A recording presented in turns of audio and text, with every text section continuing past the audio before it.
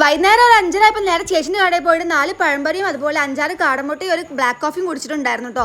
അത് കഴിഞ്ഞിട്ട് ഞാൻ നേരെ ചേച്ചിക്ക് ടാറ്റയും കൊടുത്തിട്ട് നേരെ ഹൈലൈറ്റ് പോയിട്ടുണ്ടായിരുന്നേ. ഹൈലൈറ്റ് പോയിട്ട് ഒരു ഫ്രൂട്ട് സാലഡും അതുപോലെ തന്നെ ഈ ഒരു സാധനം കഴിച്ചിട്ടുണ്ട്, ചിക്കൻ ചിപ്സ. ഇതിൽ ചീസും 4 വിങ്സാണ് വരുന്നുണ്ട്. അത് കഴിച്ചതിന് ശേഷം ഞാനൊരു ഷവർമ കഴിച്ചിട്ടുണ്ടായിരുന്നേ. ഷവർമ എവിടെ എത്താത്തതുകൊണ്ട് തന്നെ നേരെ പോയിട്ട് ഒരു ബർഗറും വാങ്ങിച്ചു, അതും കഴിച്ചിട്ടോ. ആ ബർഗറും കഴിച്ചിട്ട് ഇങ്ങനെ തെരാപ്പാട് നടക്കുമ്പോൾ പുഡിങ് കണ്ട, പിന്നെ പുഡിങ് വാങ്ങി കഴിച്ചായിരുന്നേ.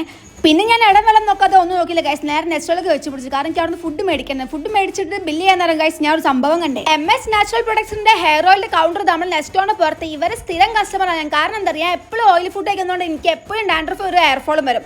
അപ്പം ഞാൻ വേഗം പോയിട്ട് ഒരു ഹെയർ ഓയിൽ മേടിച്ച്, പിന്നെ അവരുടെ ഒരു സ്പെഷ്യൽ ആയിട്ടുള്ള സാധനം ഇറക്കിയിട്ടുണ്ട് പപ്പായൻ്റെ, അതും കൂടി മേടിച്ചിട്ടോ. നിങ്ങൾക്ക് മേടിക്കണമെന്നുണ്ടെങ്കിൽ നമ്പർ ഞാൻ കൊടുക്കേണ്ട, അടിപൊളിയാണ് ഗൈസ്, വേഗം റിസൾട്ട് കിട്ടും.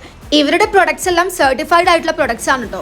വീടെത്തുന്നവരെ കാത്തൊക്കെ ക്ഷമയില്ലാത്തതുകൊണ്ട് ബിരിയാണി റോട്ടും തന്നെ കഴിച്ചിട്ടോ. പിന്നെ അൽഫാം ഉണ്ടെന്ന് അതുകൂടി കഴിച്ചായിരുന്നു. അത് കഴിഞ്ഞിട്ട് ഞാൻ നേരെ ബൈക്ക് വാഷ് ചെയ്യാൻ കൊടുത്ത് അവിടെ നിന്ന് ഞാൻ ഹൽവ കഴിച്ചിട്ടുണ്ടായിരുന്നു കേട്ടോ.